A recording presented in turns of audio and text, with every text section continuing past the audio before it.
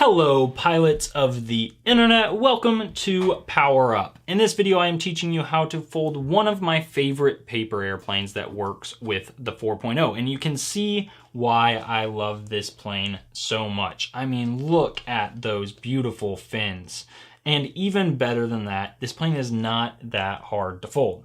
Now, like I said, this works with the 4.0, but you don't have a 4.0 yet. So if you are interested in getting it, you can go to Indiegogo.com or pre-order it from PowerUpToys.com. If it's not yet available there, it will be soon. And I'll leave a link to both of those in the description, but it does work without a motor at all. So if you're just here to fold a cool plane, that is a perfectly valid reason to watch the rest of this video as well. So let's get started. If you're folding Firestrike with the intention of using it with the POWERUP 4.0, you'll want to start with a rectangle that is 11 by 14 inches. And you can see here I've started with a tabloid sheet that's 11 by 17 and just cut off 3 inches from the side. Now if you're starting with an A3 sheet of paper, you'll have to cut some off the top edge as well. Just do your measurements, make sure the rectangle you're starting with is 11 by 14. Now if you are folding it not to fly with the POWERUP 4.0, but just on its own, you can start with an 8.5 by 11 inch sheet of paper. And actually that's what I'm going to use in this video because I think the red shows up better than the white on camera. So with that, we're going to begin by folding this right edge here to the left edge. Now one of the cool things about the 4.0 is that the fact that it produces so much more thrust than the 3.0 does. These bigger sheets of paper, the 11 by 14, work with the 4.0, and you can fold so many more planes, so many more designs that work with that 4.0. So now that we've unfolded this, we'll go ahead and just fold this right edge into the center. And we're going to, instead of creasing all the way along the length of this, we're literally just going to tack right here at that point, and that's called a pinch crease, and we're going to do the same thing on the other side. Yeah, like I said, the 4.0 is the one to get if you don't have it. I have been having an incredible amount of fun flying that because, like I said, the variety in the planes that you can fold, there are just so many more planes that work with the POWERUP 4.0, and it is really, really cool. Now, we have our references here. What I want to do is fold this top corner to this reference point. And you'll see as I just draw that to the reference point, I'm going to crease all the way across like so. And I'll open that up. And now I'm going to fold this corner here to that reference right like that. Just like we did on the other side. And crease like so. And then I'll open this up once more. Now you can see we have these crisscrossing diagonals, and what we want to do next is a rabbit ear fold where we're actually folding in on both of these bottom diagonals at the same time. And so as you kind of pull that in, you'll see you get this peak in the middle, and that is called the rabbit ear. And we're just going to literally push that to one side. Now try to control your layers as you do that and make sure everything gets nice and flat. And it should look like this. And now we're just going to flip this to the other side as well, like so. And we can open this back up into this orientation. Our next step is to fold this right edge here to this diagonal crease, but I'm going to leave a little bit of space when I do that, like so. And I'll do the same thing on the other side.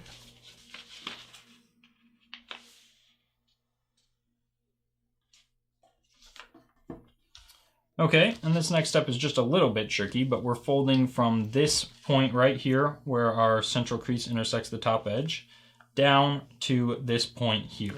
And you want to create a crease that goes right like that. And you can see I kind of try to find this corner down here because that's going to be the one that gives you the most problems. And then you can swing this toward that central crease until you find that point. It doesn't have to land right on that point, but you definitely don't want to cross the center as you make this crease. And it should look like that, and we will fold the other side to match.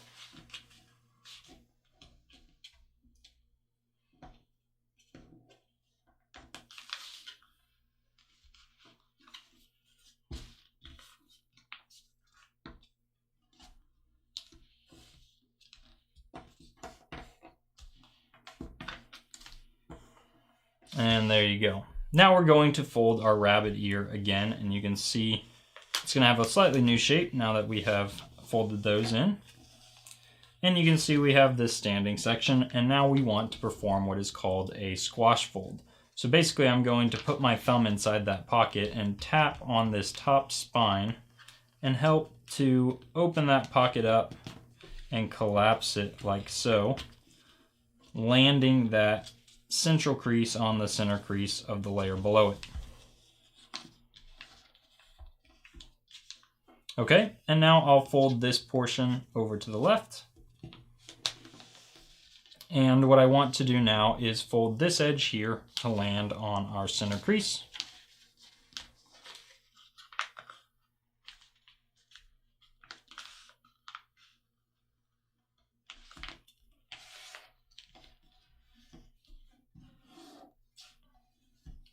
And next I'll go ahead and flip these layers to the other side and fold the other side, this left side, to match the right side.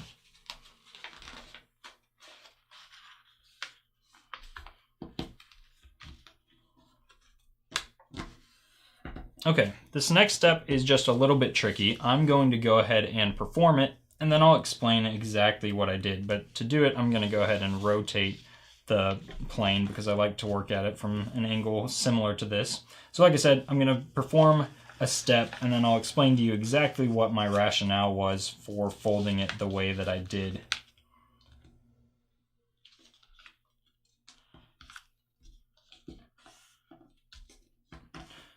So first you can see this general crease that I'm making. It's starting in this bottom corner right here, and it's proceeding upwards like this. But how do I determine exactly what angle I want? Well, basically I want my crease to intersect this point where this corner lands.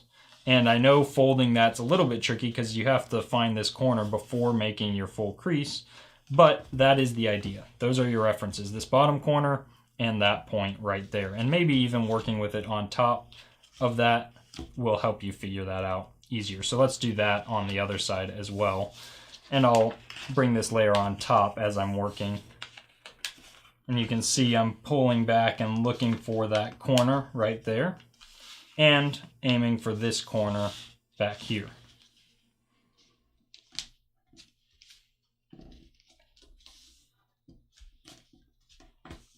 Okay, and I will go ahead and free this layer and put it on top. And now I'm going to flip my plane over like so. And you can see your plane should look like this. Our next step is to create a crease that runs right along the edge of this layer by pulling this whole thing like so. And you want to control this closely. Landing this in the correct place is important. So pulling it like so, and you can see we're getting this bubble here in the paper. Basically what you want to do is flatten the paper out as you do that, and you can see it will look something like this. And I'll go ahead and do the same thing on the other side. Pulling in like so, making sure I control my layers so my crease really is going right along that upper layer. And then I flatten this section like so. And we should have a plane that looks like this now. And I'll flip the plane back over. And I want to fold along this edge, pulling this layer up, and you can see it should now be able to tuck right into this pocket, like so. And I'll do the same thing on the other side.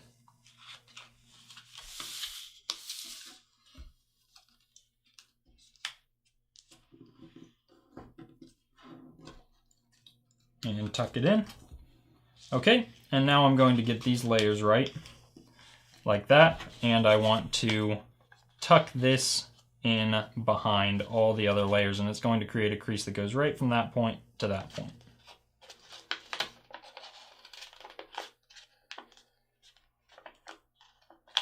Just like that. Now I'll flip the plane back over, and you can see we have these what want to be fins, and all we have to do is crease from this point where they intersect this edge to the point where the fin is free on this back edge. So you can see I'm just pulling my fin like this, finding that point on the back edge where the layer isn't trapped. That's basically where this is going to intersect the back edge. and folding like so. And I'll go ahead and do the other side the same exact way.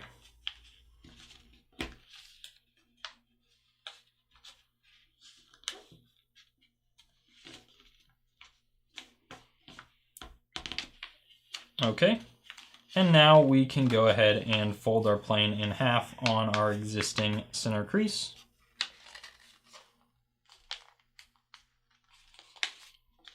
And we want to fold wings, and basically as I pull this down, you'll see I want to set the wing crease that I create to run parallel to these fins. So that is how I'm deciding how much to pull, and you can see I've got it so it's just about parallel, so I think that's going to be great. I'm going to crease like so, and then I'll fold the other wing to match the first wing. And to do that, I'm trying to land this corner right here on that corner right there.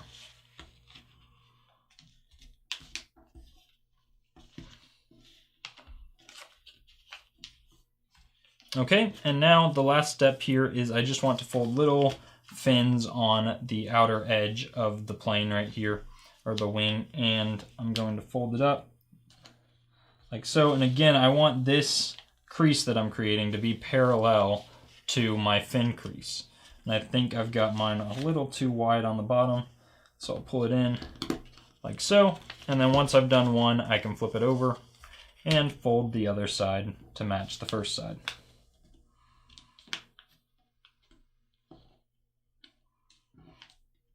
Like that, and we can open it all up, and you can see this is a finished Firestrike. And I mean, look at that beautiful paper airplane. Now you can see, of course, I folded from 8.5 by 11. That is going to be way too small to work with our 4.0. So let me show you what you would have if you had folded it from 11 by 14. Here is our beautiful plane, and you're just going to slide, use these kind of these prongs on the 4.0, and you're just going to slide the plane into place like that. And you can see now the 4.0 is sitting just off the back of your plane, which is a perfect placement for it. Now, if you throw this plane right away, it may dive down slightly. So you'll want to, after testing, of course, potentially bend the back edges of your wings up just a little bit, and that is called giving a plane up elevator. You can also cut elevators into the plane and fold them up that way, but we've done some pretty hard origami work, so why not keep it an origami plane and just fold the back edges up slightly like so, and you have yourself a beautiful Firestrike that flies really, really well with this POWERUP 4.0. If you enjoyed this video, smash that like button and consider subscribing for more amazing paper airplane content. There is a ton to come in 2020. Thank you so much for watching. I will see you next time.